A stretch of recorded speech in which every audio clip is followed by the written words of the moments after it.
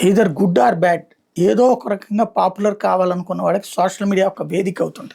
ఆ మధ్యన పూసలమ్మి లేకపోతే అంతకుముందు ఏది ఇప్పుడు ఈ కాక్రోచ్ జనత ఇవన్నీ డిజిటల్ ప్లాట్ఫారాల హీరోయిజమే.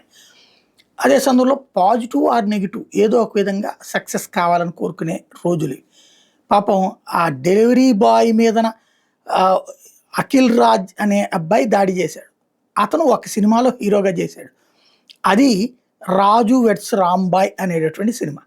వాస్తవంగా ఆ సినిమాని నాకు తెలిసి ఎంతమంది చూసుంటారంటే, ఇవాళ ట్రోల్ చేసినోళ్ళలో పదో వంతు కూడా చూసుండరు.